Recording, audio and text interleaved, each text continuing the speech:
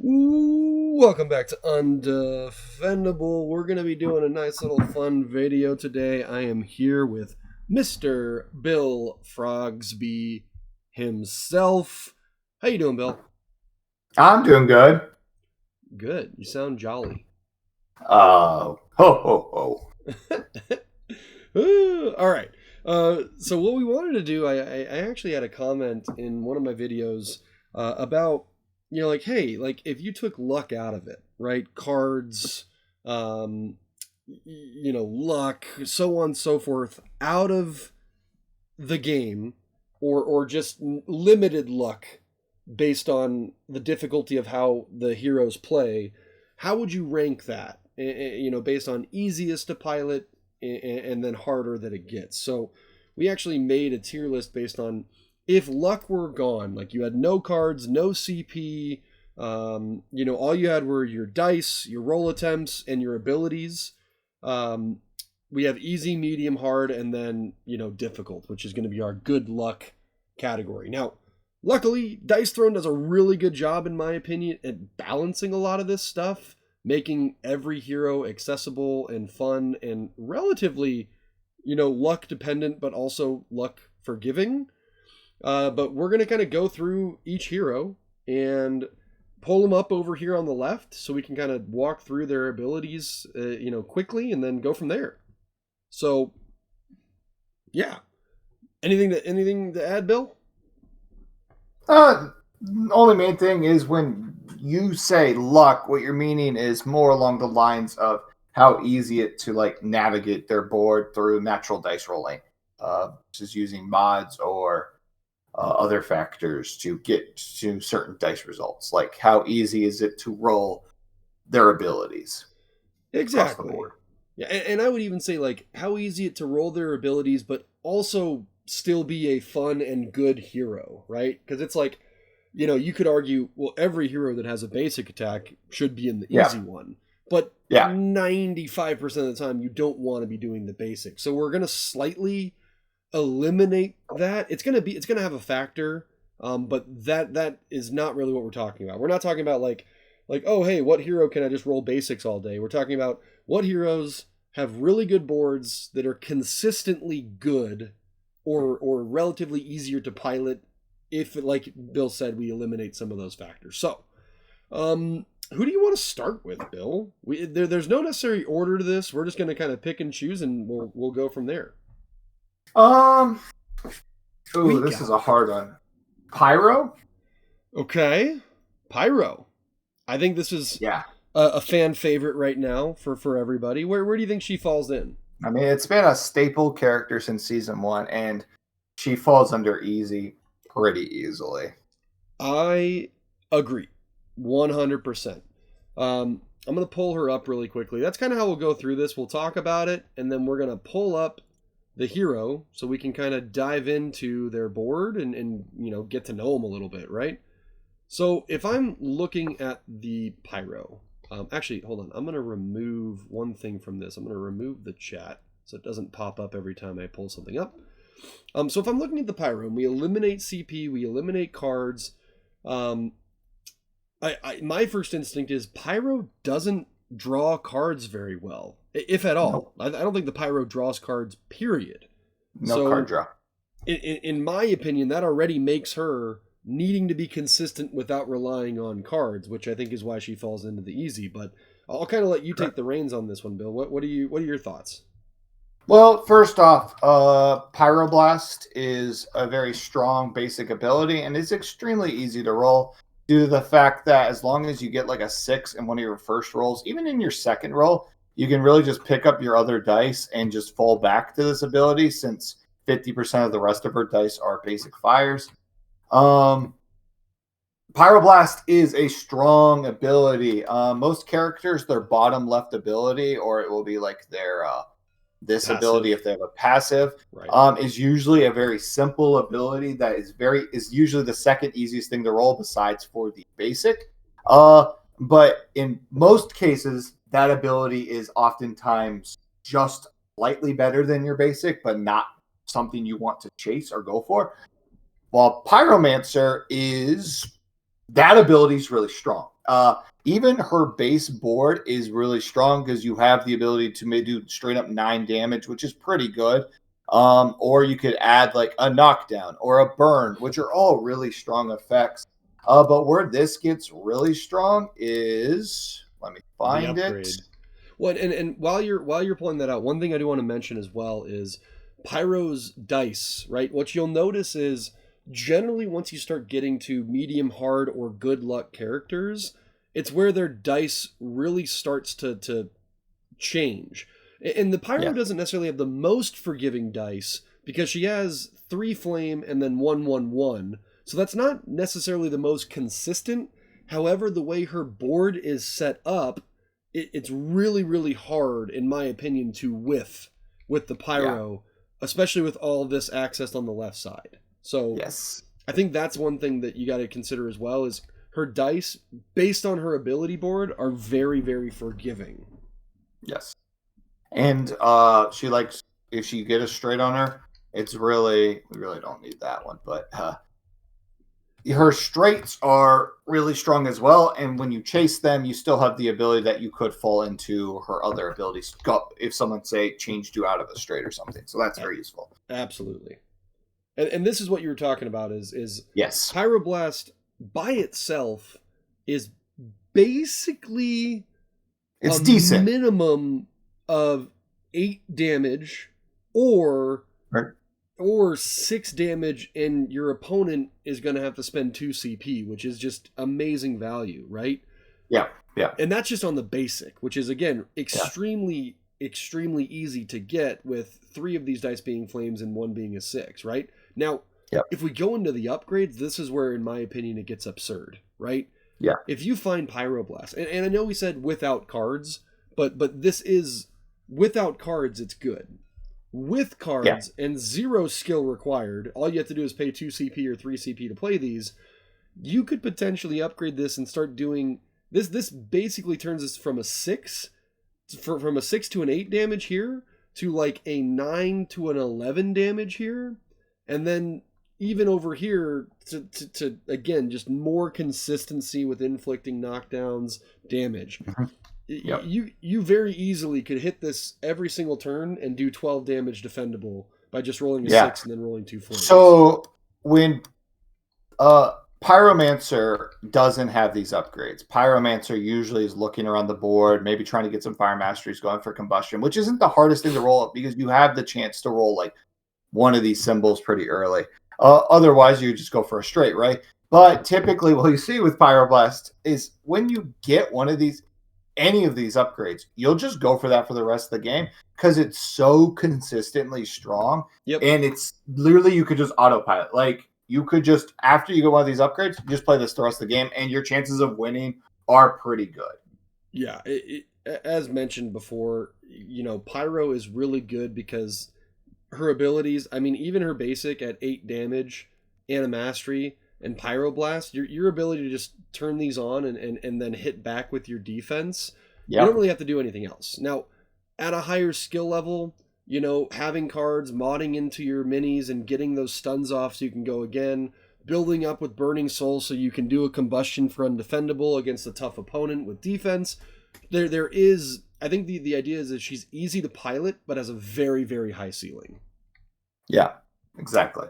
All right, I agree. Let's go to the next one. Let's go ahead and I'm gonna pick. Let's go with, I mean, the tried and true favorite, Mr. Barbarian. Yep. I'm gonna put Barbarian in easy as well. Because very similar to the Pyromancer, you basically, he just has a very forgiving board. And then he has very forgiving dice, right? He has 3 swords, 2 life, and 1 POW. So you're only going to be seeing 3 symbols the entire game. And his structure is extremely simple. Roll a couple of 6s, basically get 2 6s and never whiff, right? And if you're not seeing 6s, you can fall back to Fortitude or your straights. So that's kind of the overall goal with Barbarian is, ooh, I got a 6 on my first roll. I'm going to keep it. Okay, I didn't get that. Now I have to pivot to either a straight or I have to push to try and get the 6s. But ultimately, Barbarian doesn't draw cards, so your game plan is extremely simple. Try and roll 2 6s, and if you get more, go for Crit Bash. If you don't, go for these, and then if a straight falls in your lap, go with the straight. Yeah. So I would put him in easy. Yeah, very simple character, very easy to navigate, and he also has a really strong basic if you can get the upgrade for it, making him even harder to whiff on. Absolutely. Yeah, I think that's a good point. Like, obviously trying to take cards out of it, his upgrades are very strong. Smack upgrades strong. His small straight is a very strong upgrade. His large straight is a very strong upgrade. So all of his upgrades are going to be strong. Now, why do people not play Barbarian, for example? He doesn't draw cards. He doesn't have good economy. He doesn't have a great defense. But in the grand scheme of as a raw hero, is he easy to pilot and navigate and play without luck? Yes, I would say he is. He's probably the easiest character for someone who's brand new to Dice Thrones. Exactly. It's like, oh, okay, roll 1. I see 1 6, but I also see 2 3 4. So I can keep that, or I can push for the 6s. Okay, so now I have Sturdy Blow, and I can do one more roll if I want to try and get Overpower. I now have Overpower, which I'm going to roll 3 dice, and I'm going to hit you very, very hard. 3, 8, 9, 10, 11, 12. And that's Barbarian. 12 damage right there with a very relatively easy fallback of undefendable opportunities. But yeah, not to beat a dead horse here. Let's move on. I'll let you pick the next hero. Yep. What are you thinking? We could excuse me. We could go on the flip and say Monk. Ooh. Okay, where are you putting Monk? Hard to good luck. Okay. I'd love to hear the thought process here. Well, once I see the board, it'll be a lot easier to explain it. All right. So, Monk has an interesting dice layout. One of the most interesting dice turns, being 2 fists, followed by a single palm, followed by 2 Zens, followed by a single lotus. So 4 different symbols, but the spread is 2 1 2 1, which is one of the most interesting spreads in Dice Thrones. Pair that with his board. We'll just ignore straights for really the whole sake of this video, because, well, every character's got them, just like almost every character's got basics. Sure. Now, that leaves you with just 3 symbols, and this is where it gets really interesting. This ability right here, Tempest Rush, is very strong. The problem with Tempest Rush is it seems easy until you realize it's rolling like... Yeah, exactly. It seems easy until you realize it's basically like rolling 3 6s, because it's the exact same dice anatomy versus you only have one thing. So, for example, say your first roll was like this and this, right? And you're like, you see 2 3s, right? And you see, oh, okay, I almost have Tempest Rush. Well, the thing is, the odds of you rolling another 3 aren't exactly the best. And if you chase it for the rest of your rolls, you could just flat up miss it. Yeah, and I think one of the things to note is when you chase that, a lot of times you're setting yourself up to miss combo strike. Exactly. Right? But, so yeah, but the other thing is, with how his dice layout is, for example, combo say strike, you had this. For instance, is still only 33% chance of rolling because there's only 2 fists versus the Pyro Dance and the Barbarian having 3 of the 1, 2, 3. Exactly. Dice. It's like if you're looking at this for your dice and you're just like, okay, all I need is 1 more fist. The odds of hitting it still aren't the greatest thing in the world. You have decent chances, but there's a lot of chances of whiffing. Even going for his basic, you can sometimes whiff on, because you could just have like a weird like lineup like this, and then you're like, okay, I just need to hit something. I remember I played a game and I'm literally just needed to hit a basic, and I rolled 3 dice and it proceeded to roll this and I whiffed. Well, right, because going for a basic on his board. Yeah, because the basics is still only 2 options, right? So you're more likely to roll a palm, Zen, or lotus than you are to roll a fist, let alone 2 fists, right? The interesting thing about Monk, and this is part of the reason people like him, but they also don't like to play against him, is the easiest thing you can roll is technically your meditate. The problem with that is you're not doing anything offensively. Right. So your easiest ability is a defensive loading phase, basically. And because of that, if you ever try to chase something offensively, you run the chance of whiffing. And that's why I say he's a hard character to roll for, because you have to play him very carefully or you will just whiff. Yeah, well, and even one thing on top of that as well, like if your first roll is hypothetically something like this, if you don't have any chi, chasing Tempest Rush or Combo Strike isn't going to be necessarily full value.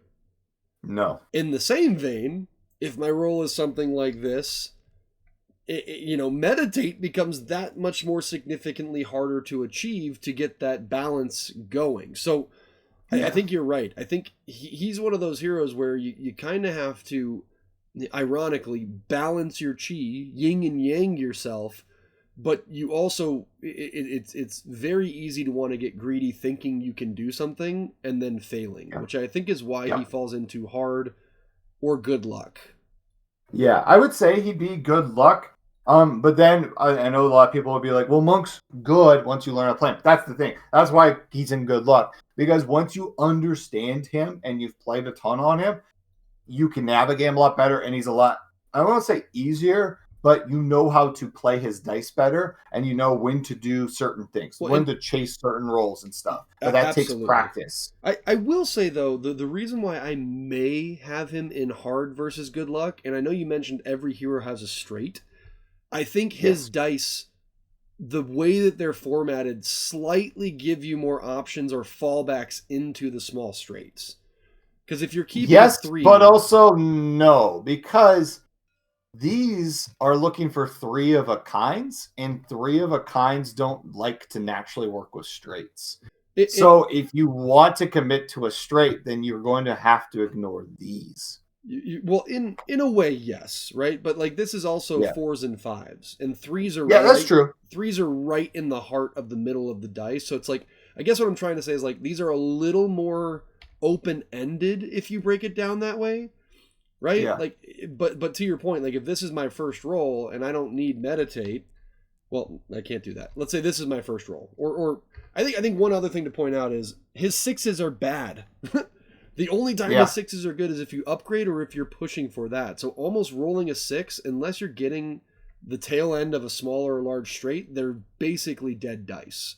Which is, I think the hardest thing to navigate is if you roll, like if your first roll is something like this, right? It's like, okay, damn, I'm far away from Tempest Rush. I'm kind of far away from Meditate, or maybe I don't want to do it. I'm kind of far away from Combo Strike. And the closest thing I have is Lotus Strike, which is also I'm really far away from.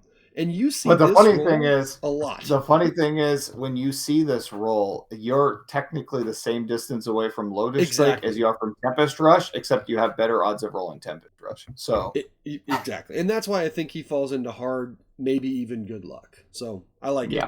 I agree. Let's do one that I've been having a little bit of fun with recently. But also has me pulling out my hair every now and then.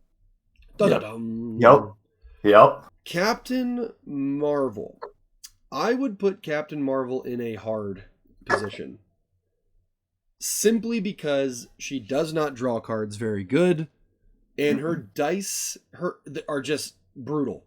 They're brutal. Yep. You either play it safe or you run the chance of whiffing easily. And I'll explain why. Her best ability is Aurora Wave. And if you get Aurora Wave, you're probably close to Inner Light. And you're never going... Usually you need the 6 in Inner Light to get to Aura Wave. And you roll for it and you don't get it. Or you roll for it and you get it, but then you get too many barrel rolls, but not enough of these Ascendants to actually do barrel roll. And this is just such an awkward layout, because it's like you'll have something like this on roll 1, and it's like okay I like that, I have Inner Light, but I really want to push for Aura Wave here. So if I want to most consistently push for Aura Wave here, I have to throw these 3 back. Well, crap. I only have Inner Light now. Do I push for Inner Light, or do I try to go one more time for Aura Wave, because that's your best ability? And then you do this, and guess what? You just whiffed, right? Yep. Or you get this, and you just whiffed. Or you get this, and you just whiffed. Or you get this, and you just whiffed. There's just so many scenarios with Captain Marvel where you think you have an okay shot at hitting one of these or going for them, and the dice just are not cooperative because of how awkward these layouts are, in my opinion. But yeah. And then on top of that, you do get Aura Wave, but it was your 3rd roll, and your opponent goes, no, I'm going to tip that. And you're like, well, I whiff again.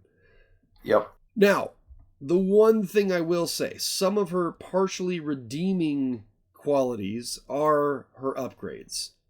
And I want to just point these out because I think if you can get any of these upgrades onto the board, it makes her that much more consistent. Specifically, the Inner Light or the Aura Wave upgrade. The large upgrade is just really good, and it gives you opportunities to not whiff with Skyward. But this unlocks an ability to fall back in that scenario that I just did. But one thing you'll notice is the Cosmic Recharge is nice because it only requires 1 6. Because that's a lot of what you're chasing with Captain Marvel is 6s. And if you don't get 2, you're royally screwed a lot of the times. So, yeah. So I would put her in hard. I wouldn't say good luck, but I would definitely put her in hard. Yeah, I fully agree. She's got a lot of areas where she can get easily whiffed. And for that, and like you said, she has like 0 card draw, so you have to always be wary for that with a character that has a higher chance to whiff. So just play safe. Go for the safer options. When you get something with her, don't try to get chased. Like, my advice with her is if you roll into something, don't try. Like, if you roll into a barrel roll 1.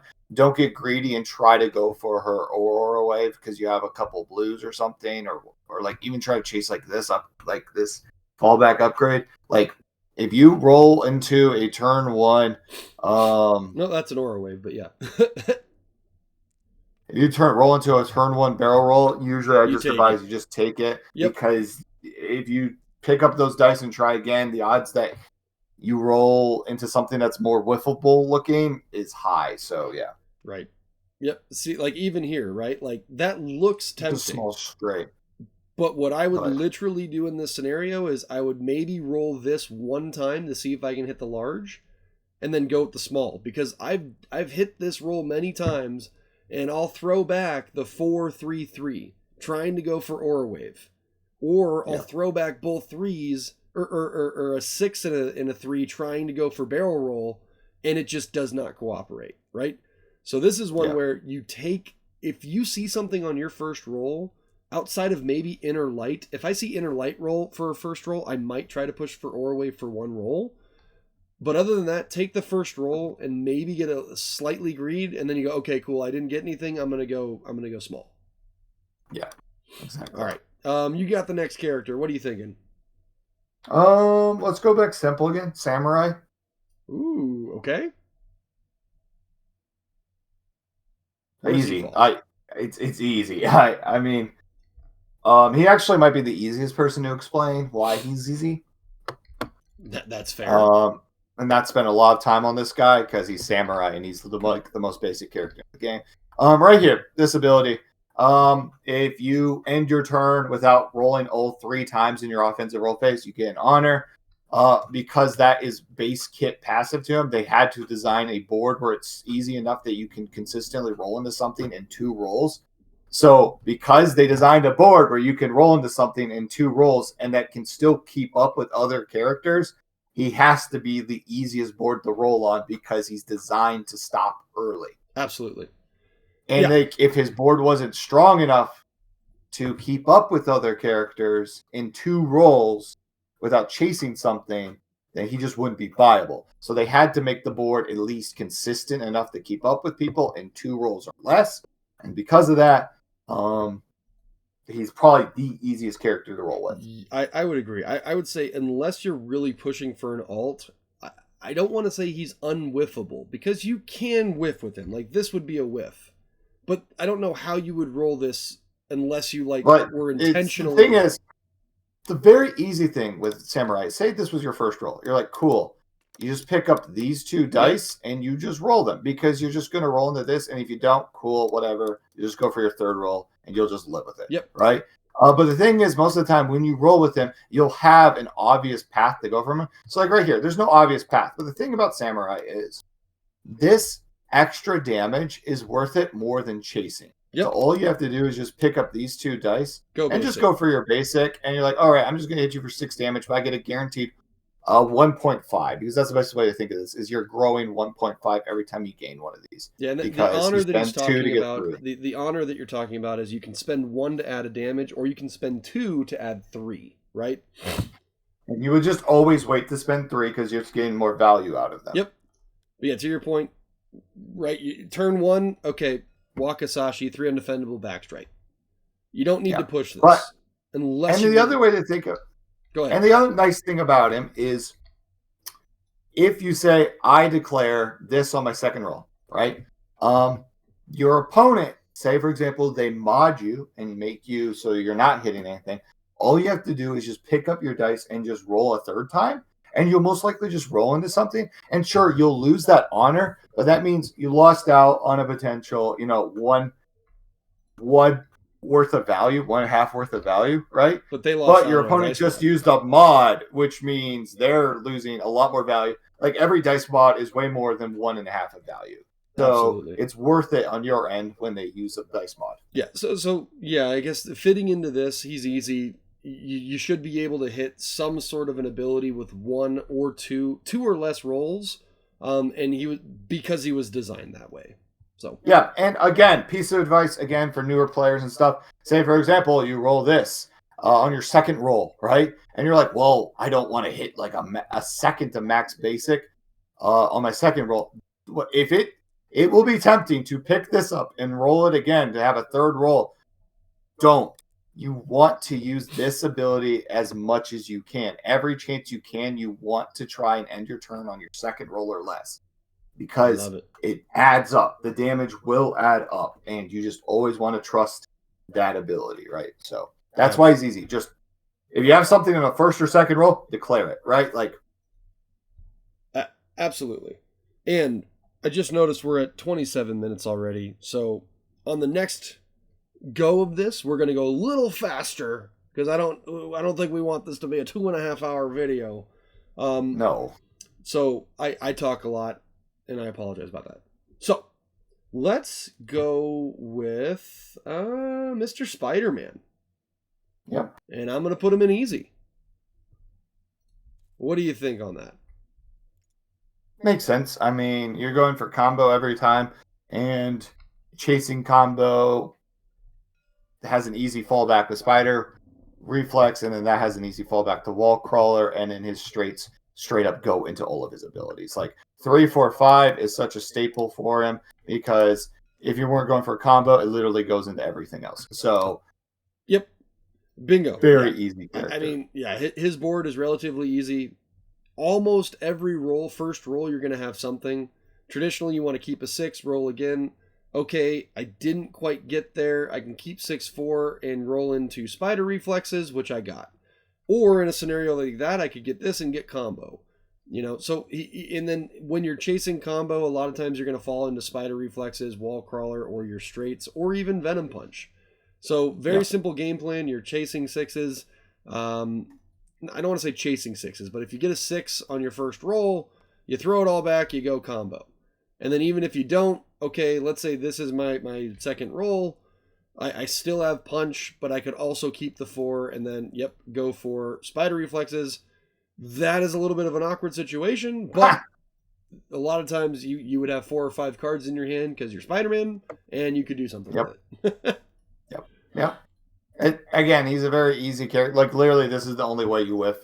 If you follow if you keep a 6 and a web, the only way you whiff is if you roll 2 6s on those 3 dice you're rolling, which is the odds of that is the rarest.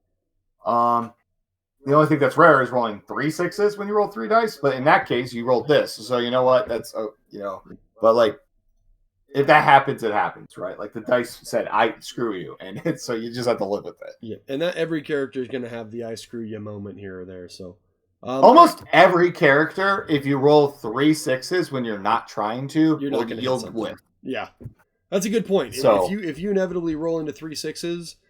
I don't think there's any character outside of maybe Cursed Pirate that would have an ability unlocked without an upgrade. I could be wrong, but... No, I think it's just Cursed Pirate, yeah. Maybe there's one more I'm not thinking of. Maybe Iceman? Yeah. I think Iceman might have one, but... Yes, it's his bottom left. Yep. It's 3 6s and a 1, just like Cursed Pirate. Alright, you got next pick. Who are you thinking? Treant. Just because I'm very familiar with old Treant. I like Treant. Hard to good luck. Yeah, I would agree. He's definitely one you need to get. You need to know what you want to do after your first roll, and it can be very unforgiving if that second roll does not go your way. Yeah. I will say this. I've put a lot of time into Treant. He's one of my most played, and I will say the way you try to roll for him is if you try to go for 10. If you get an early 6, if you don't have any 6s, then you're usually just going for a straight or your basic. This ability is usually most of the time worthless because you won't be using your spirits for it. You'll be using them for other things. And because of that, you're really just going to look at straights and your basic. And because a character who's literally looking at just basics and straights, it's not really the strongest. Your goal is to get 10, but this is not an easy ability to roll into. 2 6s and 2 4s or 5s like that. This is a hard ability to roll. And the reason, and another reason to back up my point on he's a hard character to roll is because of his Seedling Spirit is part of his base kit. And this is a little thing you'll see coming in common with a lot of characters that we'll put in the harder range is they will have a system designed into their board where you can re-roll your dice because the chances of them failing or whiffing are higher than other characters because their board is so hard to roll with that they have something in their base kit designed to help you out. Even like the Alchemist, right? Like you can re-roll based on spending potions, right? The newest character that just came out. Yeah. The reason I put Treant in hard instead of good luck is because of this seedling sapling as well. I think it gives him that slight flexibility to be able to, if I get a 6 and my second roll is really god awful, I can throw that back and go for Splinter or this, and then I still have a chance to re-roll a die because normally you're missing 1 die in order to hit something, even if it's a basic Splinter. It's not ideal, but this does give him a little bit of flexibility to be able to. Oh, that's cool! I didn't realize you could do that. To be able to be hard instead of good luck, in my opinion. But I do agree. You're right. You're basically going, depending on the style you're playing, you're going for tend, building up your spirits, gaining health, inflicting barbed, and then either unleashing overgrowth because you have enough spirits and you just got it naturally, or you're hopefully upgrading your small or your basic and then just like punching the crap out of them. And then when 6s come up, you're going tend or pushing in the Nature's Grasp. So, yeah. All right. Let's go with... I'm going to go with Thor here. And I'm a little conflicted here on easy or medium. And I think I'm going to put him into medium. And I'll explain why. Well, the reason why is because I don't think he's easy to play. But I think he's extremely strong. Reason being is as you're playing Thor, Chain Lightning can feel like a trap. Odin Force and your small straights are really going to be kind of your bread and butter. Mostly your small straight, which can potentially be whiffable if your opponent does have dice mods. And Mighty Summons is really, really strong, but not if you do it continuously back to back to back to back. That's not your best strategy. So I think I put Thor into medium because he doesn't have like a combo, small straight, combo, small straight. He has a little bit more nuance to his abilities. Also, his hammer, how you throw it, discard it, the timing of it, so on and so forth. I do think his defense is really forgiving. And I think his abilities are relatively easy to hit. But I think navigating him is why I would put him into medium. Yeah. I was actually, when you were debating between easy and medium, I was actually debating between medium and hard. Just because Thor falls into the same weird realm that Captain Marvel falls into. Well, I will say Captain Marvel's slightly harder than Thor, but Thor, if you chase something too hard, you could easily whiff. Because its board it seems easy, but it can be awkward really quick. Part of like why I pointed out with Treant, if you notice, this ability is basically the same as Treant's Overgrowth. It uses 2 4s and 5s for 3 of your abilities, and then 3 of his basic hammers for the other 2. This seems easy on paper, but it's actually quite hard if you're hard chasing it, because one of those pesky dice might not roll correctly, right? You have this and this, and you have this, and you're like, okay, I just need one more, and then you could just roll. You have a 50% chance of whiffing. Like, right. That's pretty bad, right? Like, it's. Well, it seems good. And then, for example, Mighty Summon. It would be 66%, because a 6 would technically have gotten you Mighty Summons. But. It's true. But I do agree. This comes up a lot more than you realize. Chasing this one. Chain Lightning also could just backfire and be nothing as well. Like, this will be your most common whiff board, because it's like, oh, I rolled this and I'm going to get Chain Lightning, and then you roll a 5 and it's like, oh crap, okay, I just need a hammer, and then you roll and you get a 6 or you get a 4 or you get a 5 again. It's like, well, blah. Yeah. Now, one reason why I would put him in medium instead of hard is because he does have a built-in draw engine. And I think, yes, and I know we're talking about taking luck and draws and cards out of it, but he has a built-in draw engine where he's going to have more answers because he's going to be able to draw more cards. And that's one reason why I'd have him in maybe medium versus hard, but I could see him being in hard as well. But I think medium's good too, because his defense is so forgiving. I will add in, it's hard to get your draw engine going, though, if you're whiffing. Yeah. Just saying. You're right. You have to play careful with Thor. Thor takes practice to get really good with and understand his abilities. I know when I don't like playing Thor because I whiff a lot on him. And because of that, he's not even in my rotation. But the thing is, a good Thor player is hard to beat. I don't know many Stella. Good Thor players. Play a game against Stella. Just play a game against Stella and you'll understand exactly what I'm talking about. For sure. All right. I like him in medium just because we don't have anyone there yet. So he's going to stay That's there. Fair. That's fine. All right. You got next pick. Who you got?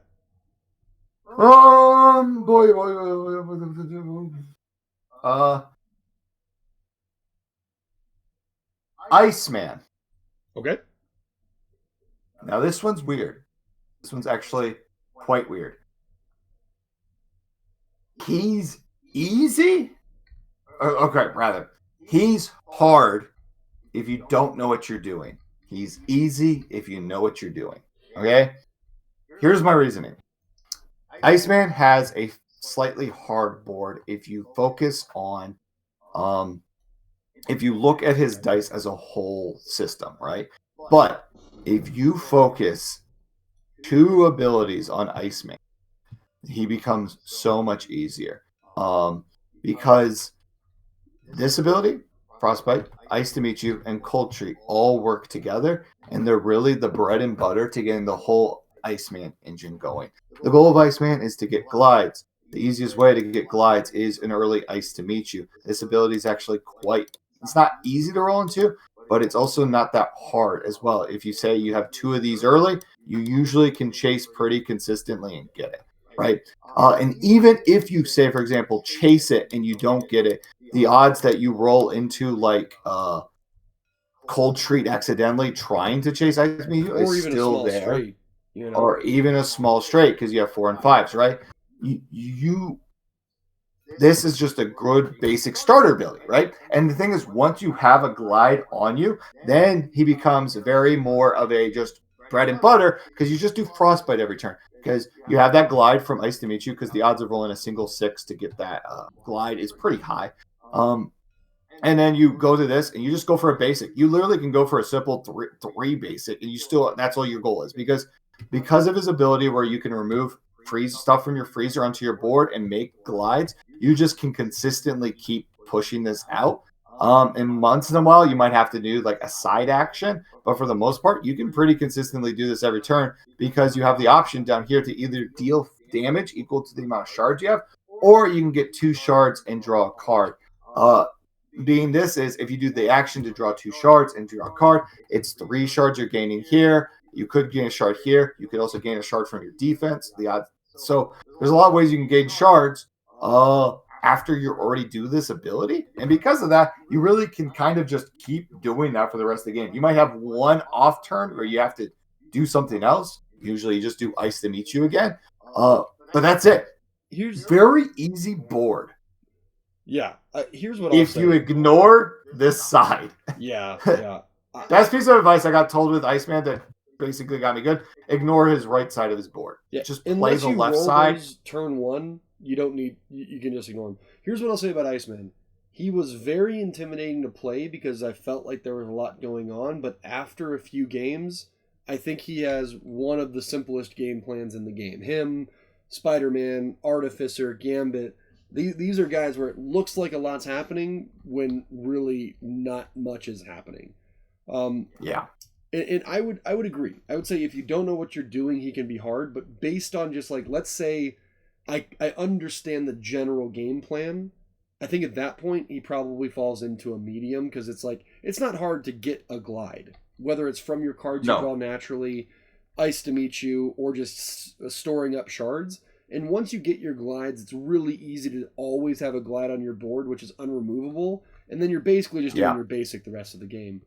Which is why I want to bring up the next person, who I also think falls into medium if you know what you're doing, is Artificer. And very, very similar game plan. Instead of building up ice shards and getting glides, you're building up synth, and then you're building bots, and then you're just doing your basic to spam attacks and use the synth to do more damage and heal. So again, I was so intimidated to play him because I was like, there's so much going on, there's so many crazy things happening, blah, blah, blah. But in reality, very similar. You kind of just avoid a lot of this stuff because you're just trying to get your synth, build your bots, and then completely spam this for the rest of the game. So I would put him in medium, even though I think he's easy now, but there is a little bit more nuance than I would say Barbarian or Spider-Man when it comes to Artificer and Iceman.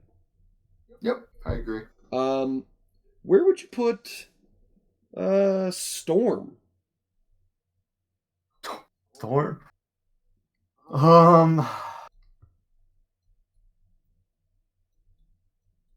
Open up her board. I'm pretty sure hard. Here's the thing with Storm. Like, competitively, she's not played much. I don't have many games under my belt with her. I would put her in a good luck or hard. I think her board is easy to achieve. I think just like, if it would load, come on. I think her board's easy to achieve because she can grab people's dice. She can typically roll into, I don't know why this isn't loading. She can typically roll into things with like the Maelstrom or stealing dice and getting straights and things like that. But having to like line up your bolts, there we go. Line up your thunderbolts or your lightnings, having them on the board, having them go off at the right time, having them do certain things and blah blah blah blah blah. I don't think I think this is a good luck, even after 5 or 6 games, for you to be consistent, for you to win, and for you to have fun. That's just my opinion. Yep.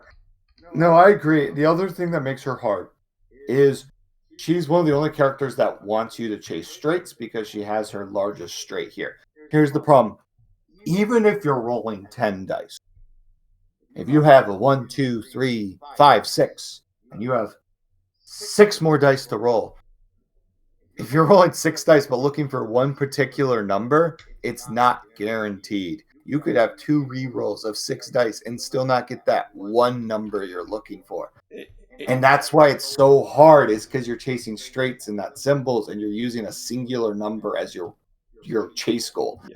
Yep. It's getting a lot harder. It's no different than just picking up 4 dice and being like, I'm looking for 6s. The odds of you getting 4 6s aren't there, right? Like, right. Yeah, I agree. It's why it's just so hard to play, because you need to go for straights. Like, that's her thing. And straights, just hard chasing straights, will not win you dice. Hard at chasing straights. Not only that, her payoff is a 6 dice straight from stealing one of their dice. Not only that, straights are the easiest to mod you off of. So Yep. Yeah, I'd put her in a good luck.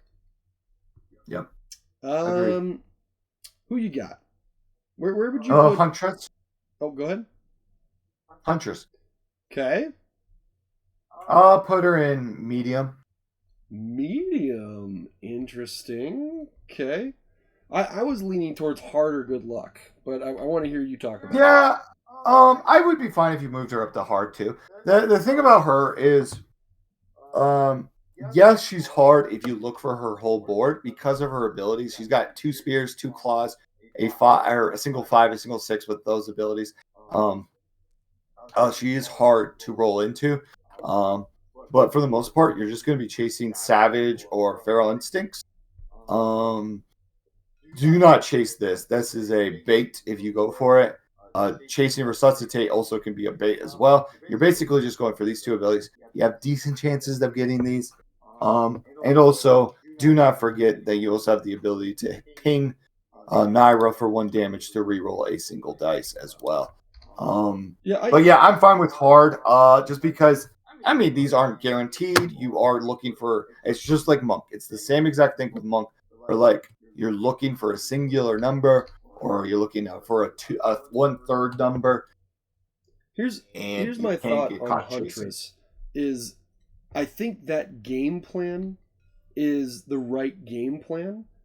However, when you have to bake in keeping Naira alive to get the additional damage, her going down, raising Naira back up, all without having any luck or again, trying not to leverage cards. She doesn't draw cards, right? No. You know, it's almost like every single time you roll, you after your first roll, you either get this or you have to go all in on it, right? So like here, okay, I got Feral Instincts. Sure, that's fine. Let's do it. All right. So here, this is a good one. I got Resuscitate. Do I just do Resuscitate? Or do I now push for Feral Instincts? Or do now I go for Savage? Whichever one I choose, I kind of have to go all in on it, right? Yeah, I will also agree that when Naira's up, you basically have access to her full board. When Naira is down, you're literally just looking at these 2 abilities. And when you're looking at straight up just 2 abilities, your whole range of your dice had just got extremely limited. Here's a good example. If Naira's down, right, I'm not getting the additional damage, and this is my first roll. It's like, okay, cool, that's a small straight. But now instead of being 6 damage, it's 4, and it just can't. Real awkward. You just can't afford. So you have to put these back, and thankfully you got something, but like that's not guaranteed. You could just roll into this, right? And you'll have to pick up another dice. And you can't ping Naira either to save you because she's down. So and then you roll something like that hypothetically, or something like this. Yeah, I just feel like a lot of her rolls, if you don't get it roll 1, it just feels like a 50-50 coin flip, in my opinion. Yeah. Or it really is. Or you're chasing things that just aren't beneficial because you don't have Naira up, or it's just not good circumstances. Like chasing Feral Instincts or Resuscitate while Naira's at full health. It's like you're just not getting max value either, you know? Yeah, no. So that's why I would put definitely hard, a character. Maybe even good luck. But I mean, hard's good. Okay. But she definitely is a character that's like, whatever you roll first, you kind of have to take. You got to quote unquote chase that path, yeah. Let's go Gambit. And my opinion hasn't changed. He's easy. Yeah, he's easy once you know about sleight of hand. He is the easiest, stupidest character. Ultimately, you're going to roll this every single turn of the game. And that's his strategy. You accelerate your aces through different means. You accelerate your aces through this. You blow up your aces, and then you just continually keep doing this ability. And the thing that's so frustrating is this ability is not hard to achieve, right? It's not. It's relatively simple. Now, obviously, that is kind of an awkward circumstance because I didn't roll really any of what I needed. But let's just, for shits and giggles, throw it back. Oh, look, I rolled sleight of hand on my second roll. Oh, look, I rolled sleight of hand on my first roll. Oh, look, I rolled sleight of hand on my first roll. Oh, look, I rolled most of the components for sleight of hand, but I could even keep this and still push for it while pushing for a straight. Okay, I didn't get it there. I can go poker face, or I can push a little bit harder and see if I find it. Okay, now I have a small straight. I just think his best ability unlocks the capability to fall back so easily, and his best ability is easy to achieve and extremely strong. Yep, I agree. He might have a weird dice layout with 3 basics and then 3 other symbols on the other, but even with an interesting dice layout, he still is quite easy because of how powerful sleight of hand is. And because of like some of his stronger abilities requiring 2 staffs is just kind of nuts, right? Like two staffs, 1 staff. It's like you're 50% chance you're gonna unlock most of this ability on your first roll, right? And you're always gonna, and with him, like as long as you're not looking for this, if you roll a 4 in your first roll, you're pretty much set, because if you roll again, your odds of rolling into a poker face, a straight, because 4 is right in the middle of it, or a sleight of hand are all really high. So as long as you roll a singular 4, you can literally just keep it. And like still, this is a great roll. You didn't get anything you can there. Just keep the 6 now 4. You just roll those and get sleight of hand. There it is. Yeah. Or a small straight, right? So we don't need to beat the dead Gambit, but he's easy. And again, same with Artificer and Iceman. He looks really intimidating to play because it looks like there's so much stuff going on, but there isn't. There really isn't. So, let's do Vampire Lord. What do you think? Medium to easy. Yeah, I'd have her in medium, simply because I think you have to balance. There's a little bit more balance to what you're doing, instead of just spamming the same. I think easy is basically, I'm going to spam this ability the whole game, whereas the medium ones are like, I can spam these abilities the whole game, but there is a little bit more balance, a little bit more nuance to it. Yeah, like if you can, you'd like to spam glamour all game. Yep. Glamour but with the thing blood is, you power. need blood. 7 undefendable you need blood damage power. CP. It's crazy. Yeah, but you need blood power to do glamour. So that's where Sanguimancy comes in, which is a fairly easy thing to roll. It's basically like schematics or whatever. A lot of characters have that simple 6 and then 3 4s or 5s. But like also on top of that, like she just has a lot of really simple things. Like her basic actually gets pretty strong too if you get the upgrades for it. Your basic's good. Rend. If you get 2 6s, Rend isn't the hardest. It's like going for Chain Lightning. If you don't see the right things. Sanguimancy is really just an extension of Glamour, which are both really good abilities. So it's like, and even if you roll like something like this, it's like, okay, well, I already have Glamour. I might as well push for Sanguimancy. Okay, I'll just do Glamour. Or if you're getting frisky, okay, I'll just do Glamour. Right? Or in the same vein, if this were your first roll, it's like, okay, well, I pretty much have Sanguimancy. The odds of me, okay, I'll do Sanguimancy or Glamour, right? Yeah. But to your point, you can upgrade her basic, and it can really be absurd. But ultimately, Sanguimancy into Glamour, into Sanguimancy, into Glamour, and then you steal 7 undefendable health. or And then you use all that blood power you've been gaining from Sanguimancy to draw cards, and then when you roll like a couple 6s on your first roll, you chase your ult, and boom, now you're in business. Yep. I would agree. I think she's easy in theory, but there's a little bit more nuance, so I think we shove her into medium. And again, another hero that looks kind of complicated, but is relatively easy to play after 2 or 3 games. Yeah. Black Panther. Yeah. Easy. Black Panther is basically punch me in the face as many times as you can, and I'm going to do an ability without actually casting an ability.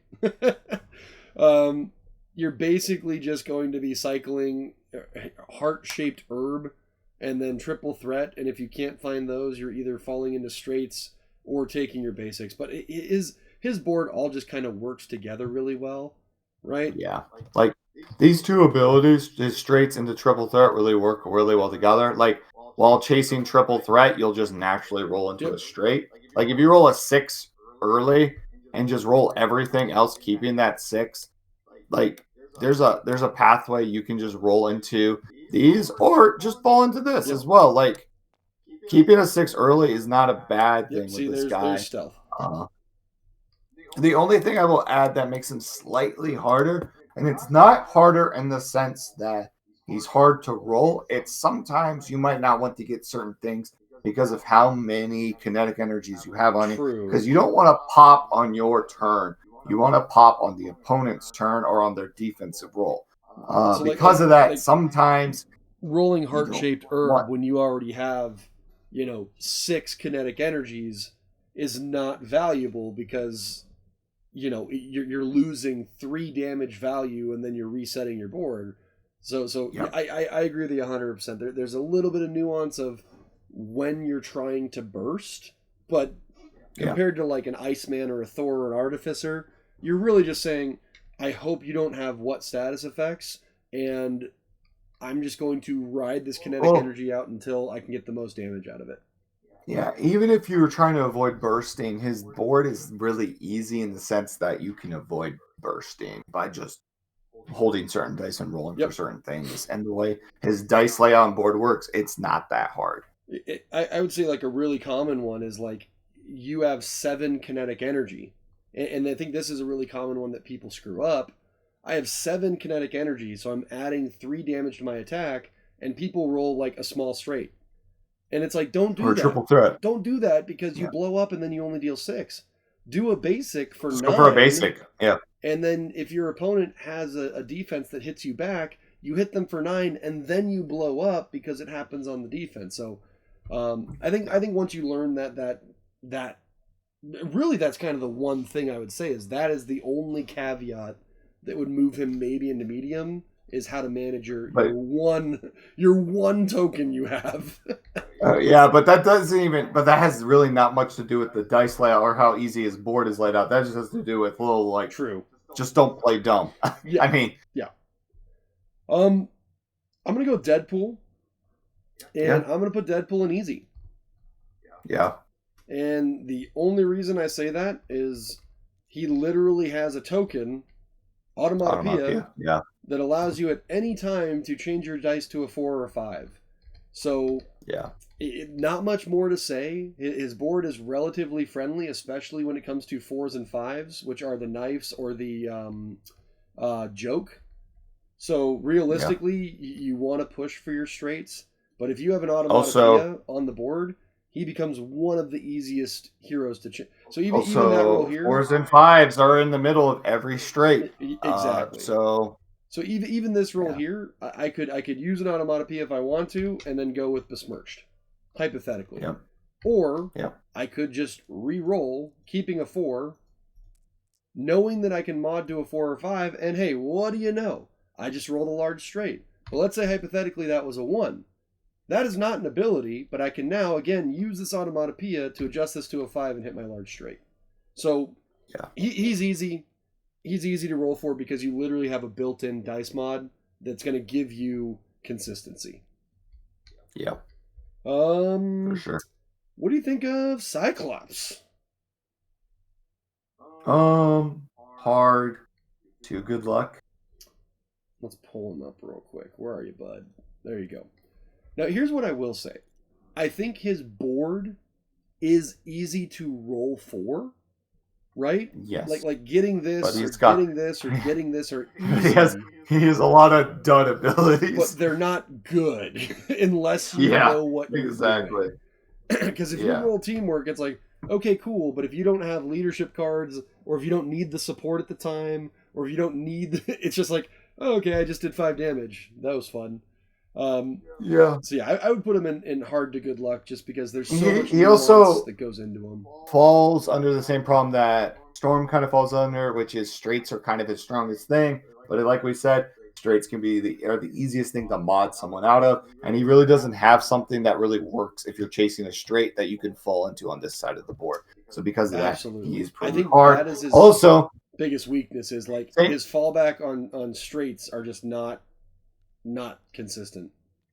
yeah, and like I said with Treant, he has a base thing. His support, you can spend one to reroll a dice, so he has something designed to help you out from whiffing, and because of that, I won't put him at good luck because he has something that will help you from whiffing, but because again, like Treant, he has that on his board, meaning his board is hard. Here's the By other thing default. I would say is So just like with Treant, if you are using this to reroll a die, you are likely losing because that is not what you should be using those tokens for. Yeah. Exactly. Yeah, I agree. I agree into good luck or hard. I would move him into good luck just because everything's underpowered if you don't know what you're doing. But I would keep him in hard because it technically his board is not difficult to roll for without luck. Or with luck or without luck. Yeah. Okay, let's do Wolverine. What do you think? Medium. I agree. I think to play Wolverine to his highest potential, he's medium. I think technically he could be quote unquote easy because he has a similar layout, maybe even a simpler layout to Black Panther. He also has more abilities because he doesn't have a passive. So the odds of you rolling something is a lot higher because you have an extra spot here, plus an extra spot here because you have a straight on this. So realistically, he actually has access to, in some cases, 2 more abilities than other heroes. So I think that just makes him a little more consistent. Yeah. And he has a lot of little pathways all around his board. Like, if your initial roll has a 6, then you could keep the 6 and reroll looking for severe threat, or even regenerate, or even healing factor as a background if you're rerolling these. Or say, for example, you roll this right off the bat. Not this. Like this, for example, right off the bat. You can just reroll the other 2, chasing either Hunter or healing factor. And those are both really good abilities. They give him card draw and rages, or the potential to get rage, which are both really good things. So, and then on top of that, all in the mix of all of that is straights, which aren't the worst on him either.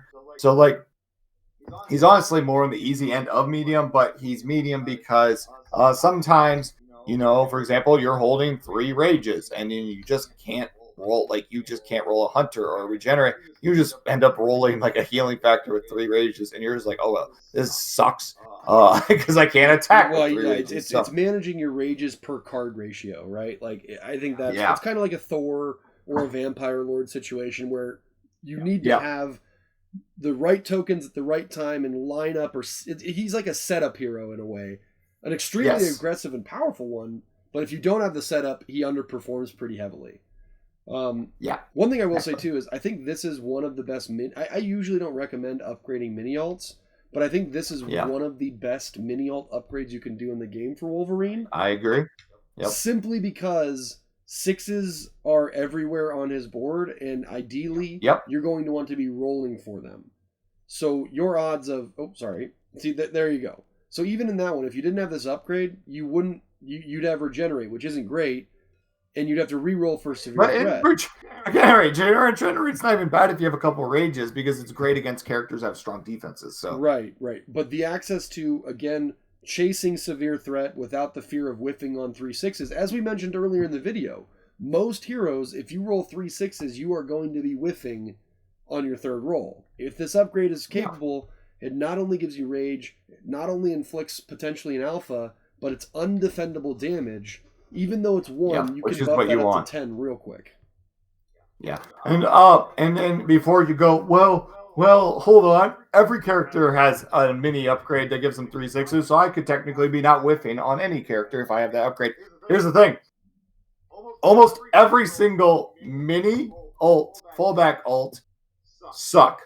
They're just terrible. They're not good. They're not worth paying 2 CP to get. Because you're never really going to want that.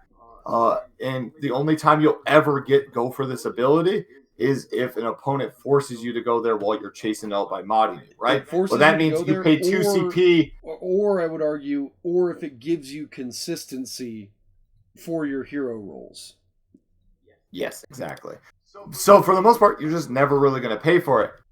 But then you have a character like Wolverine who really likes this ability and would totally fine chasing this ability because it gives him everything he wants. Yep. And it works perfectly with his board with all these 6. Well, that slightly brings me to my next hero, who I think the mini alt might be actually worth it, is Rogue. Where do you think Rogue falls in? Medium. Just because she has a lot of I agree. 6 potential to whiff, but she has a decent board.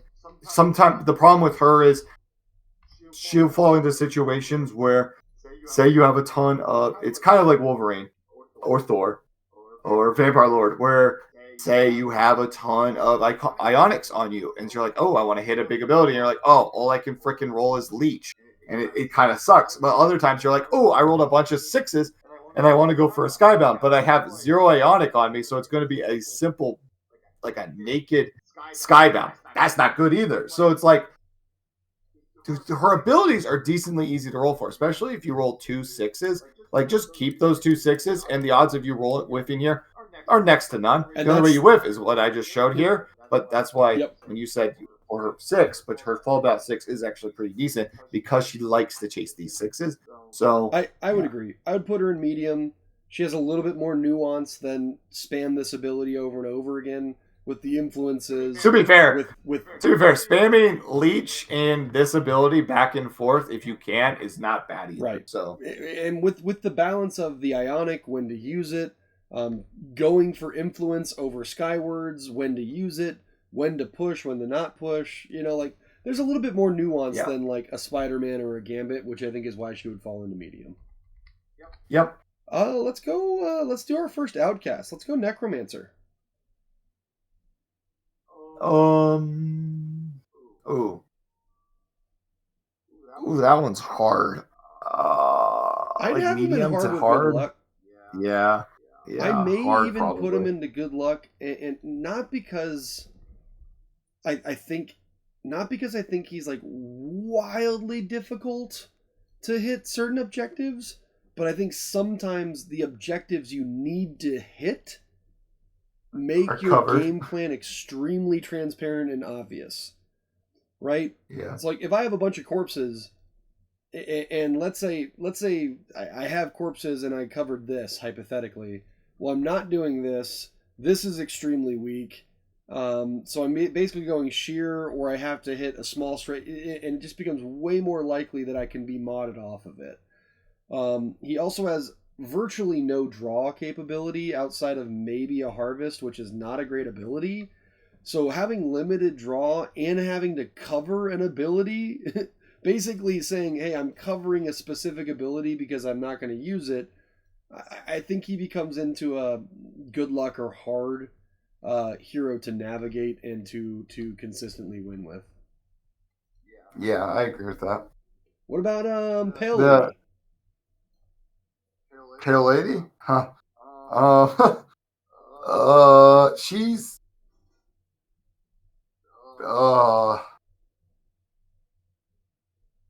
if we're talking strictly rolling around a medium. Okay. But if we're talking playing her like as a whole, she's a hard. Yeah, I'd put her in hard. And the reason why I think you're right. I think her role objectives are a medium, right? Like they're not hard to get, but you need to get specific abilities at specific times to be optimal. And I think that's why she has to be in the hard category. Yes. I agree with that exactly. Yeah. That's exactly how she plays. Simple as that. All right, next one. You're a Horseman fan. Where would you put Horseman?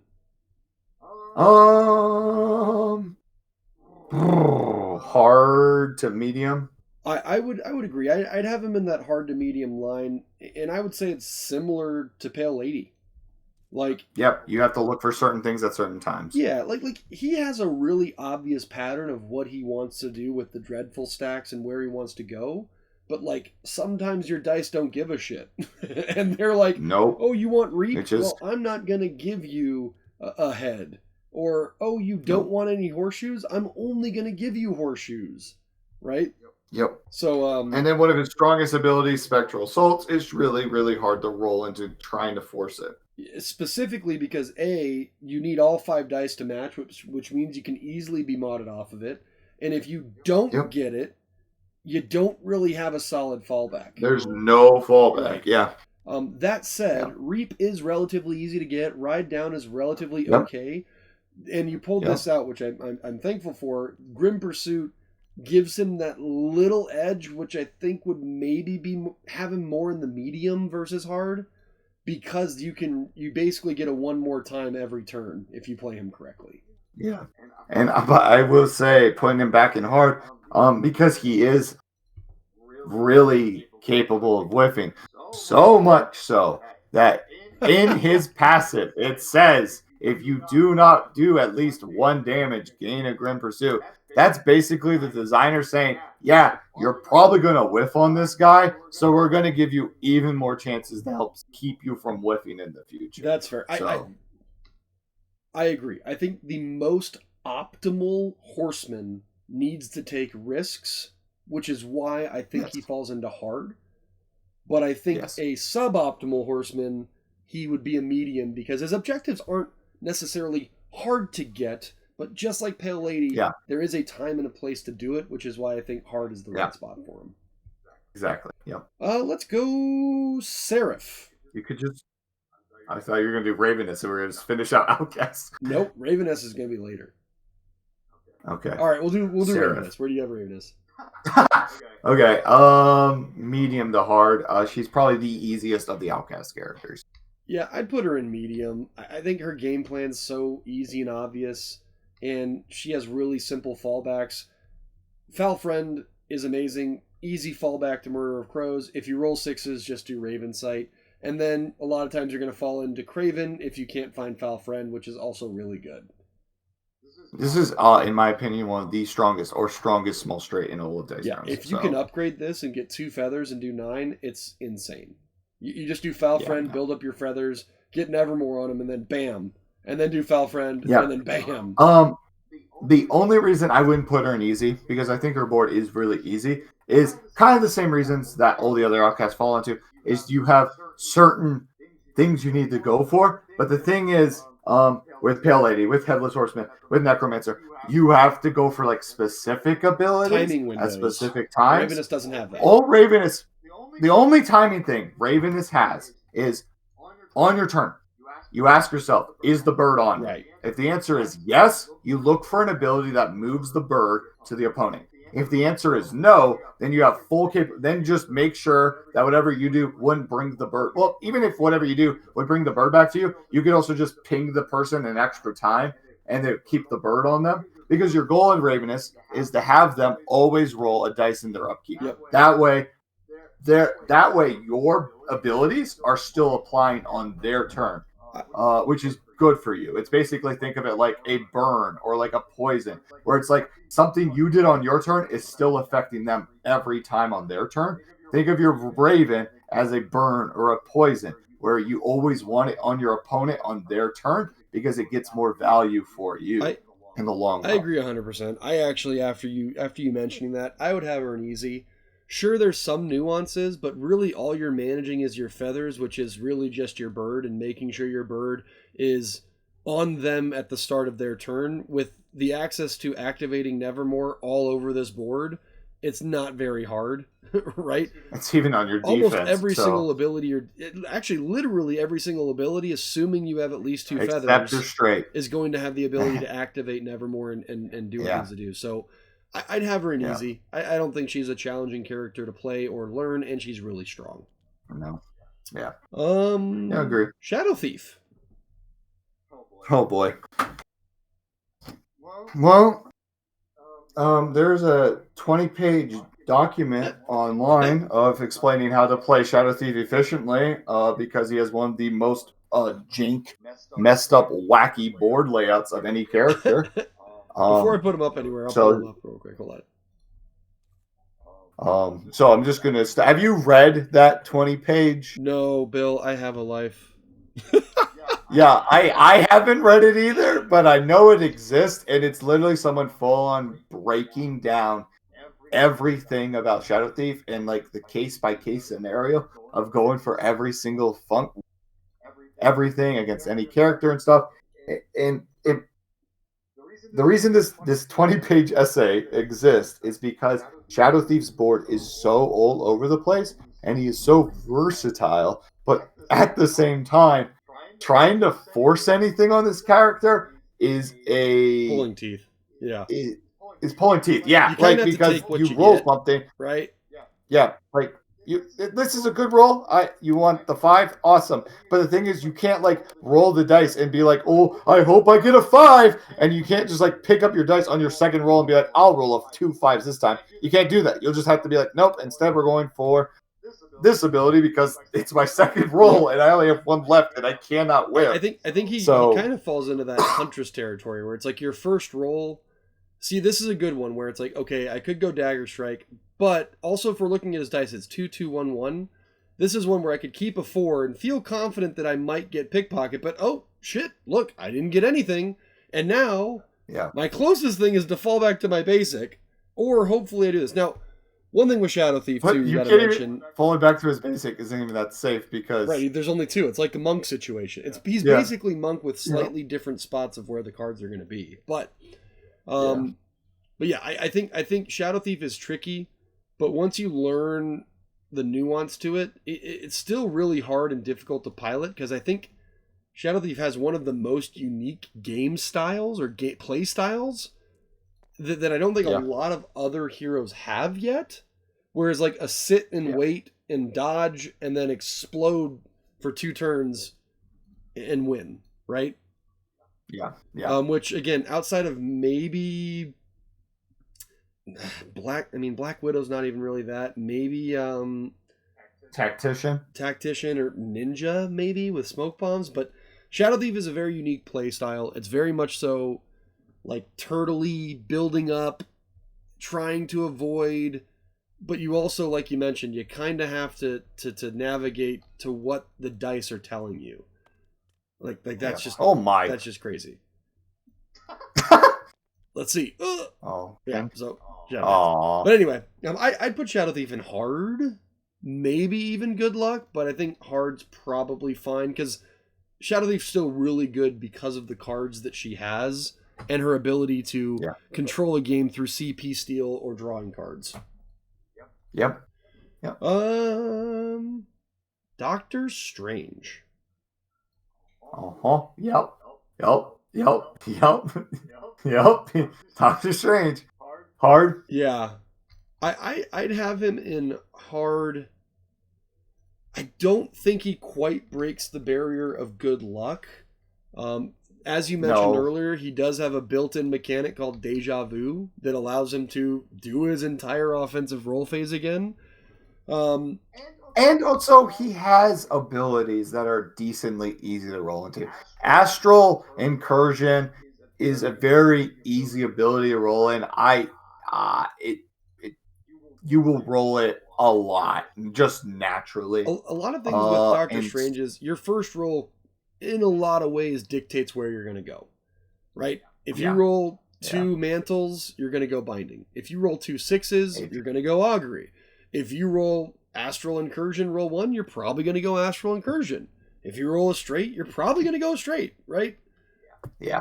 Yep. And in that same vein, the mandalas are his weakest, but it's like for instance, so here, this is a good example, right? I have a mantle, I have a 2/3/3, so it's kind of awkward, but yeah, to your point, I'm going to move him down here, actually, hold on. To your point, I'm also close to Astral Incursion, but this may also be one where I keep a 5 and I roll. It just depends on where you're at in the game. And now it's like, okay, I keep a 5 and a 2. This is a little scarier. Okay, cool. We got binding. Now, in that same vein, if I roll, okay, this is a good example. I keep a 5/5/2, and then I roll. And I get binding. Let's do it again. Okay, I do binding.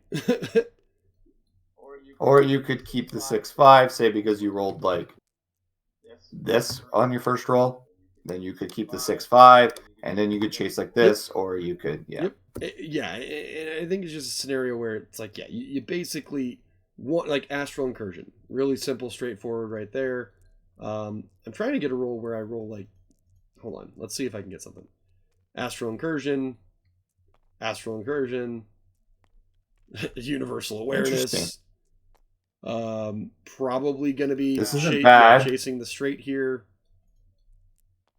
And this may be where it's like, okay, it's a little scary. I might go here and go for Universal Awareness. And that's just a bad one, but that's where you get the Deja Vu, and then you do your whole reroll again. And we have a large straight. And this is the example I was trying to look for. This is one where you could maybe push for Augury, but Augury is really only a spell I do if I roll 2 6s on my first roll. 2 6s. Yep. And that's pretty much Doctor Strange. So I would say he's actually, I might even move him into medium, to be honest. He's and I preface this with, he's hard to play, but his role objectives are not wildly complicated or tough to do. No. It's just chasing certain things you can. The way his dice layout works and the way his board layout looks, if you specifically chase a specific thing on his board, you'll probably whiff. If you hard chase one ability, but if you kind of chase with an open mind, that could be a multitude of things, you could be fine. I mean, right there, got a small straight. Yeah, so it's like, I mean, that's a small straight. Maybe I'd throw that back. Now I can go Augury or small straight. I think a lot of his small straight, a lot of his abilities are just accessible. And if you're chasing one thing, you're likely going to have something else if you completely fuck it up. So, who you think? Who you want next? Psylocke. Okay. Psylocke's interesting. Psylocke probably falls into this is weird. Medium to hard. That's where I have her.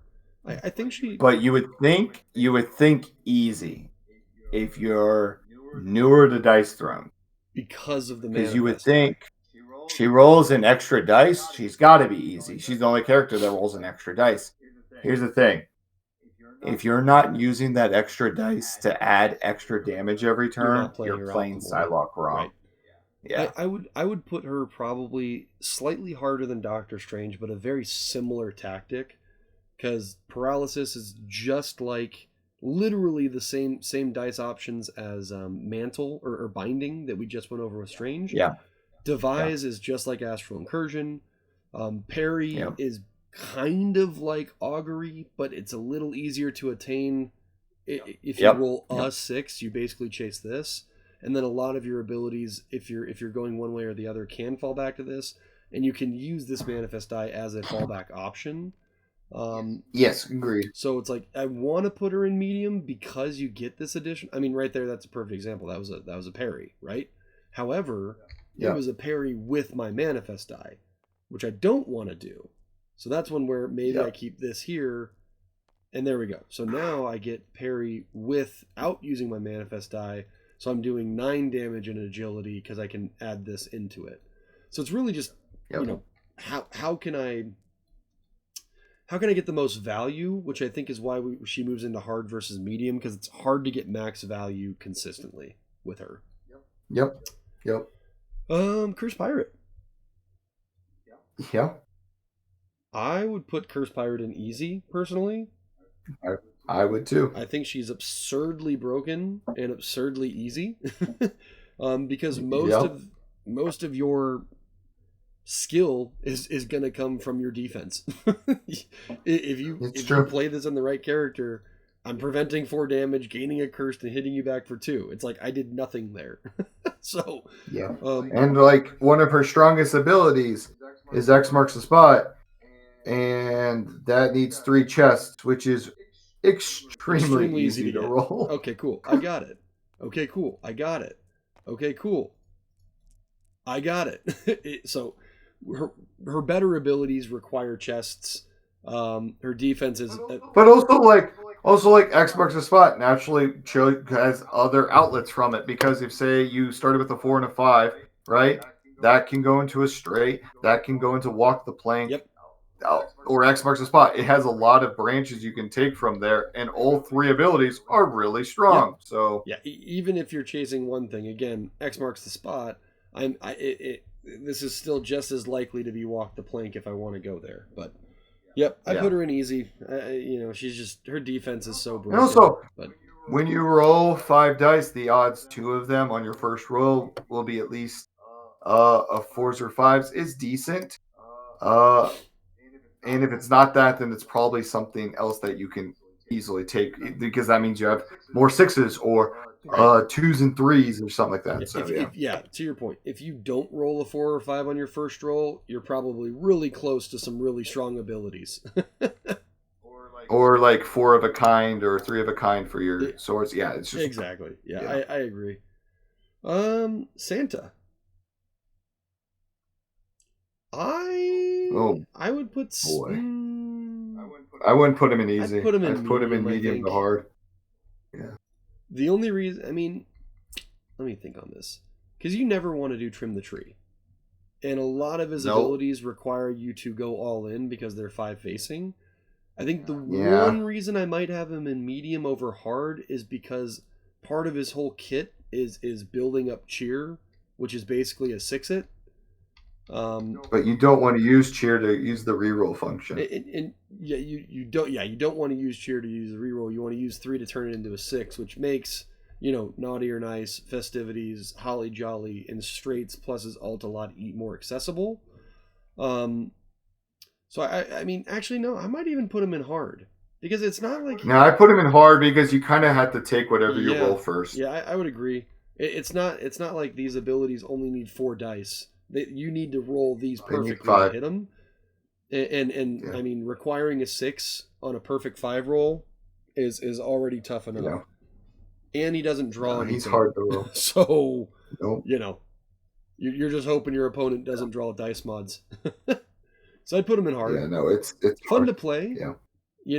Relatively straightforward game plan, but if you take luck out of it, I think he falls into hard. Yep.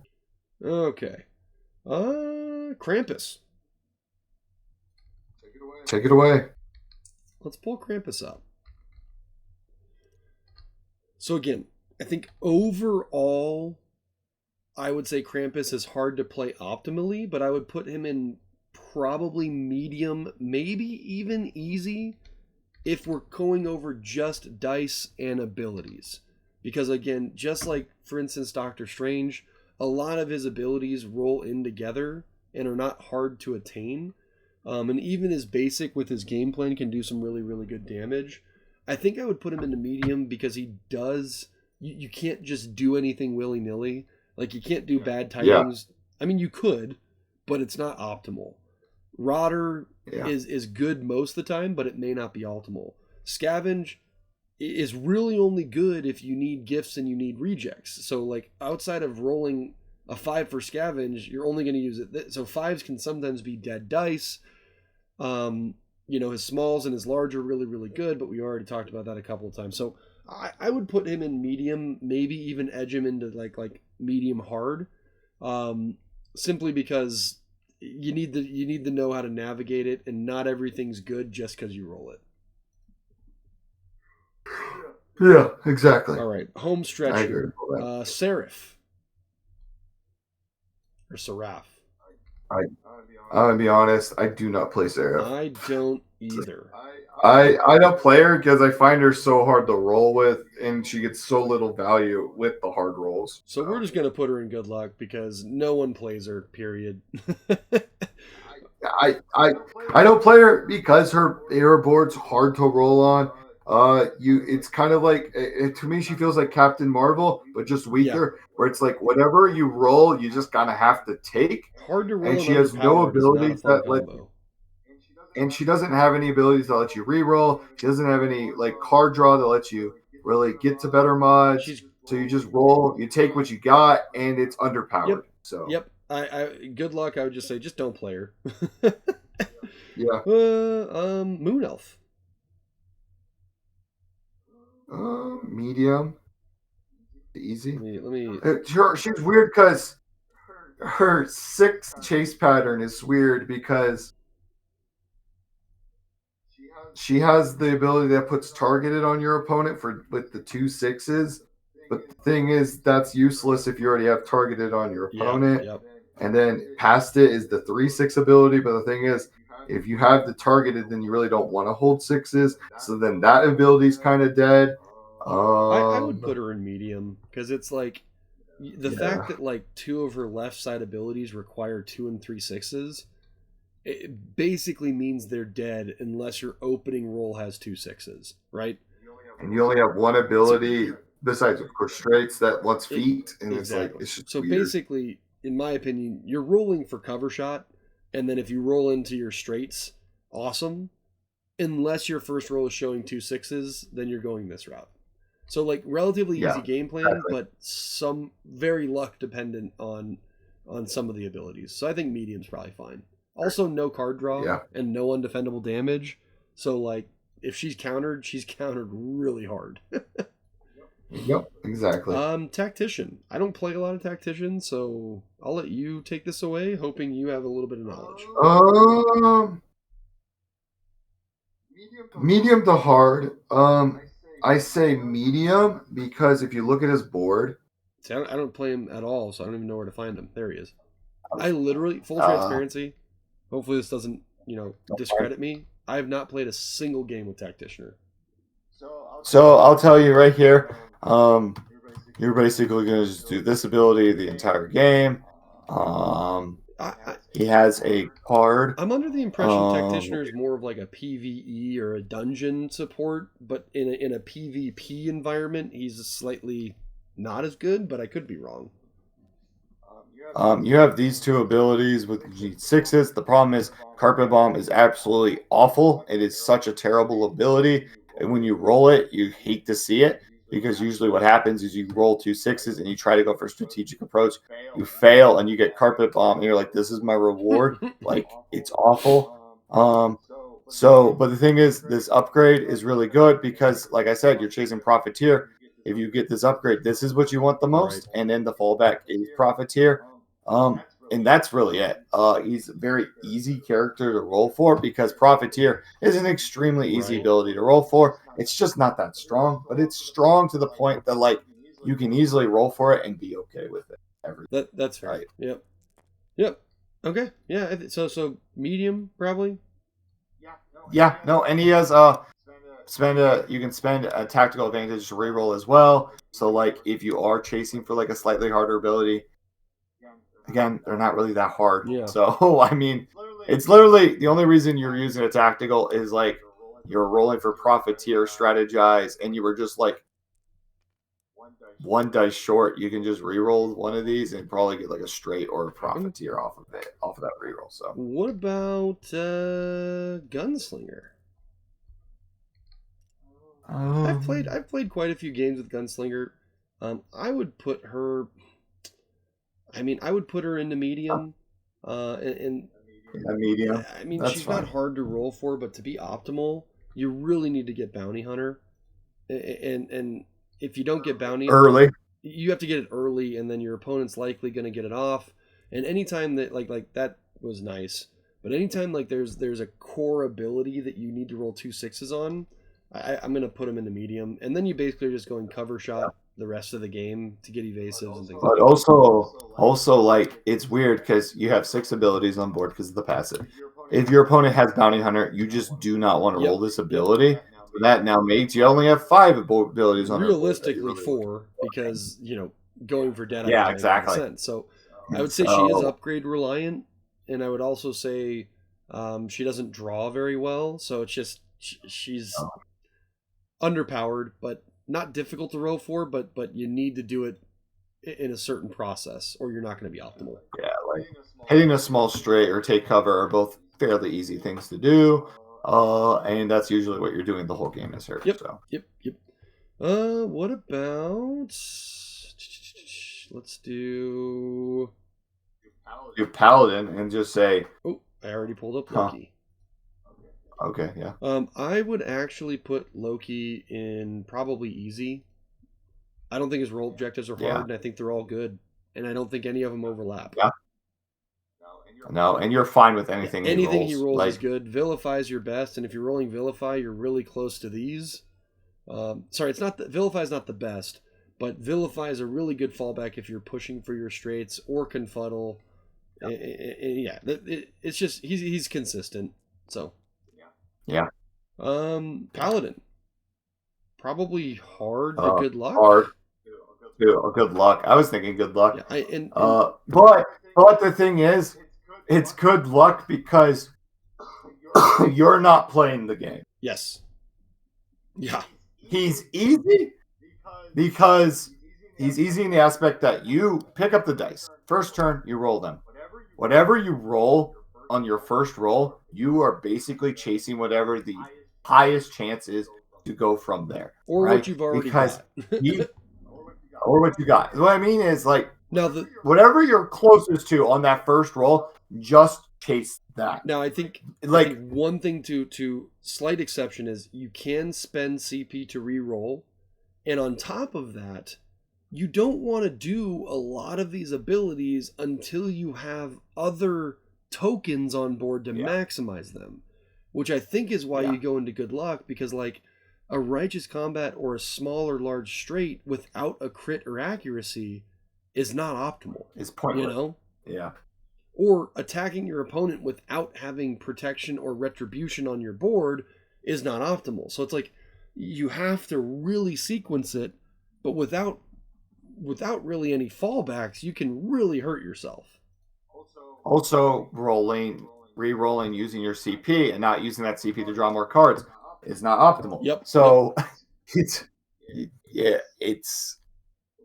a lot of just, and that's why most Paladin players will tell you their best piece of advice is whatever the dice give you, you really have to take. And for the most part. And actually, you know what? I'm gonna move him down to hard.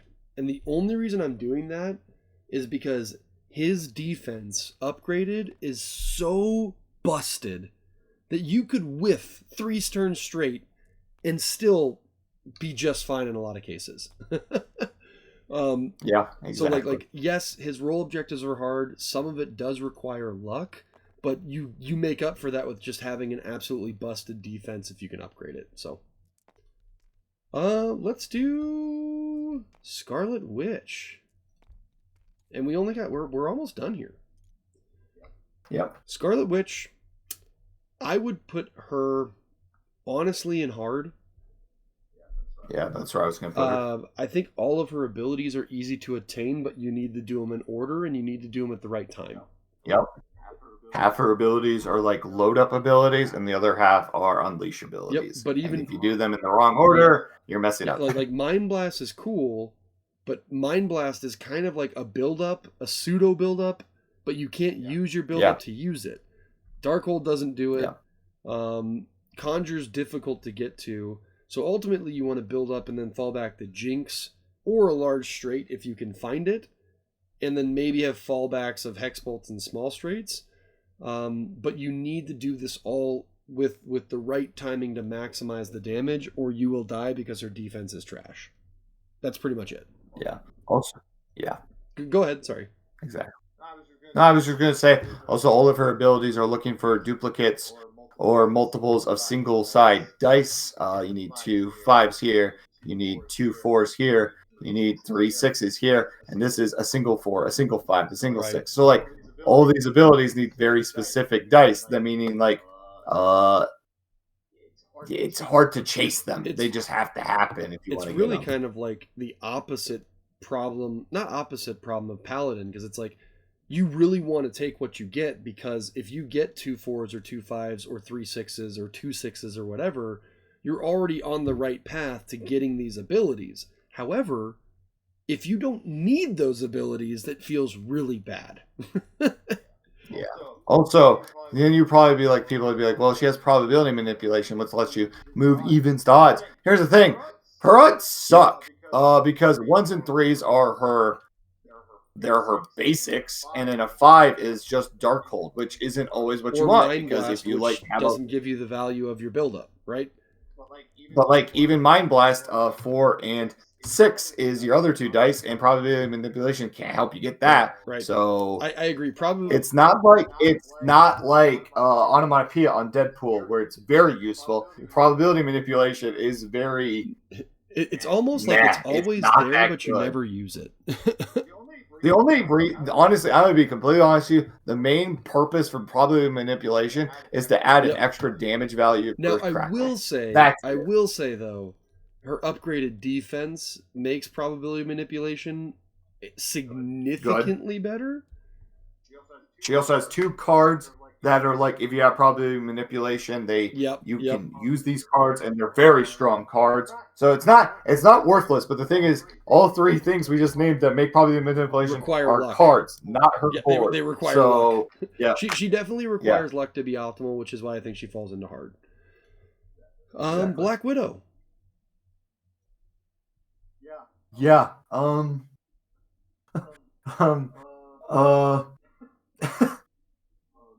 Medium to hard. I put her in medium. Again, if we're taking out like the thought of needing to get the right cards at the right time and searching at the right place and blah blah blah, I think overall she has a really easy game plan, and I don't think her abilities are relatively hard to get to, especially with all of her game plan requiring you to upgrade your abilities, which gives you more fallback and more access to not whiffing. Yes.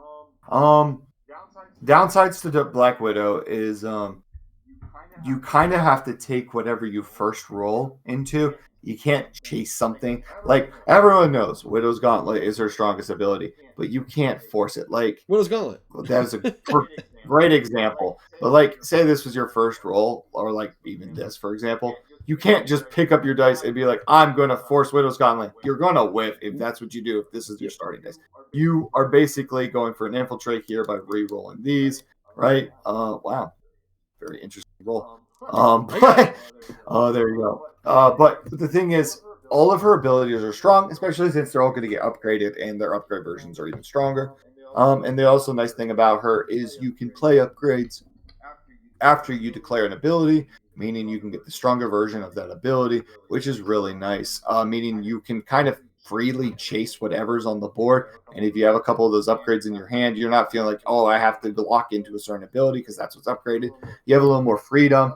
The downside to her, though, is she is so CP dependent and starved that she is very susceptible to getting whiffed because you most likely can't afford dice mods. Yeah, I would agree with that. Even if you have them. The only argument I would say is like Widow's Gauntlet is peak. It's what you want to go for once you've upgraded everything.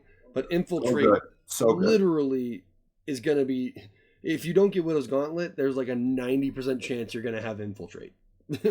Right? Yeah, and Infiltrate is really good ability, and also Widow's Gauntlet, Infiltrate all kind of dance around Hacked as well, which is also a really good ability, especially when you have 3 upgrades. So her board has good abilities, and she's consistent. That's the thing. The only downside to her, which is why I would put her in medium, is because it's hard if you want to chase specific things. You'll probably whiff if you chase specific things. And the other thing is she can easily be whiffed because of the fact that she doesn't want to spend CP to resave her stuff, because she kind of has to save CP for upgrades. Agreed. Let's do Ninja. Okay. I would put Ninja, I mean, in my opinion, easy. Yeah. Easy's where I'd put her. I mean, she's not hard to roll for. All of her stuff's good. Literally just those 3 abilities. That's all you really need to do is her. And those 3 abilities are all really good. Basically do this to set up, and then you're doing this or this right after to spend your ninjutsu, and then you smoke bomb, and then you do this to set up, and then you're doing this to she's easy. She's not complicated. Her dice are forgiving. And it's really easy to rotate between these 2, because like, say your first roll has 2 the shurikens, then it's just like, okay, what do I look at my rest of the dice? I'll just roll this and then go for that. Or say you have 3 shurikens, then you're like, oh, okay, then I'll just roll these guys and then go for walk the line, which I should get. But even on that first, so it's like, and that's it. That's the whole path of her, right? Yeah, these three But like, are all so close together. You're gonna get basically one of those after your first or second roll. Yep, 2, 3, 4, 5. You also have, and they're gonna lean into the small straights too, which is also really good. yep. So, Yeah. last character, and then we are gonna wrap this thing. And I think we're ending this on a pretty good one. Really good character. A lot of nuance to this character. Jean Grey. I personally would probably put her in hard. And the reason I'm saying that is I think all of her abilities are relatively easy to attain, but I think to be optimal, she does require luck and she does require timing. Yeah. Right? Physical manipulator or multiplier or psychic. Wow, physical manipulator. What am I thinking about? Psychic multiplier is really good. It's probably what you want to roll on your first turn. However, to be optimal, you need to roll 3 of a kind, which is luck. If you don't get it, you still get the ability, but you don't get the additional caveat. Same thing, like a small straight is good, but if you roll it on the Jean Grey side, that's not as optimal because it's not undefendable. So I would put her in hard. And then even still, like if you want to do maximum damage at the opportune moment, Firebird and Telekinetic Blast are your options, but they're also going to be tough to get to if you don't luckily roll 2 6s in your starting roll. Yeah. Which is why I think I agree. She's hard, and like you said, you very much are focusing certain abilities at certain times.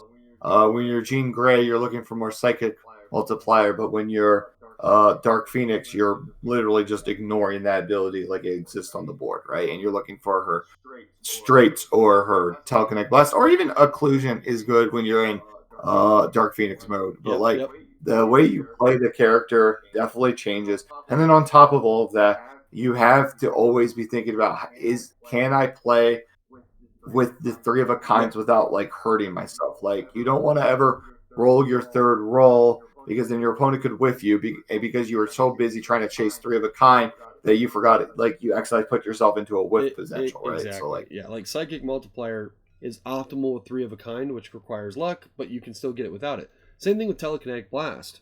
If you could do 1-1-1-6-6, or I mean, obviously Firebird is going to always have a 3 of a kind, but like these two having 3 of a kind are so much better than not. And you technically can get 3 of a kind with Occlusion as well. And I mean, she has really good upgrades. And I think one reason why she goes from good luck to hard is because Occlusion is such a good fallback if Psychic Multiplier or your straights as Dark Phoenix don't hit. Yep, very much so. Well, yeah. Well, that I think is a wrap, right? Like, I don't think we're missing anything. I think we, no. Let me make this nice and big for everybody. So yeah, I mean, our list is we got the good luck tier of Monk, Storm, Necromancer, and Seraph. I don't even know if I'm saying that right.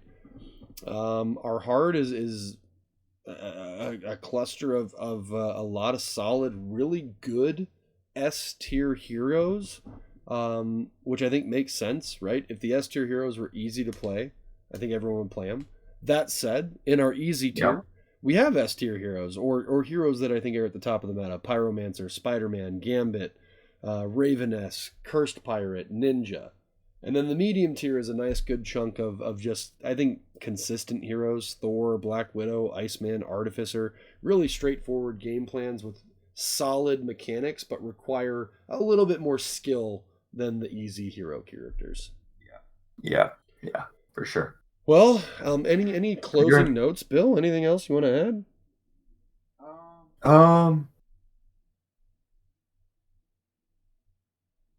This video is helpful in this aspect that it teaches you and to learn to look at the dice layouts and the board layouts of characters you like to play, and learn that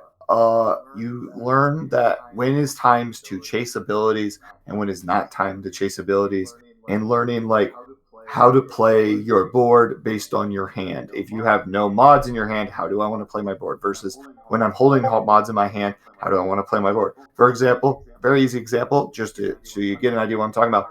As Pyromancer, you typically are chasing like Pyroblast if you have no mods in your hand. But if you have a bunch of like Twice as Wild, 6-hits, samesies, you really want to chase her mini ult and her ult because you know you have more ability to do that. But you don't want to do that if you have no mods in your hands. You rather go for simpler abilities. Learn that on every character. Learn what do I want to kind of lean towards when I don't have mods in my hand versus how do I want to lean when I do have mods in my hands. I'm not saying chase ults when you have mods in your hand. I'm just saying there's certain abilities that are you're less likely to roll naturally, but because you have mods, you can try and you go for them, and you still have fallbacks, and the mods can help you not with it when you have to go to those fallbacks. I would almost treat this list as these are the heroes that you can play if you have no mods in your hands. Like, these are the easy. If you have no dice mods or no CP, these are the heroes based on easy, medium, hard, and good luck that are going to give you the most consistency. And I think once you add cards and CP, that's where a lot more of the nuance comes in. But if you're just getting into Dice Throne, or if you're just like wanting to learn some specific heroes, or like how good or how strong they are raw without any of the manipulation of the other nuances of the game, I think this list is pretty solid. Yep. Well, appreciate everybody watching. So well. Don't be afraid to like, comment, and subscribe, and go check out Bill Frogsby's page. I believe he only has a couple videos up now, but he's going to continue to make some stuff and create some more content for you guys. So I'll put his link in the description as well, and we'll go from there. Appreciate it, guys. Talk to you later.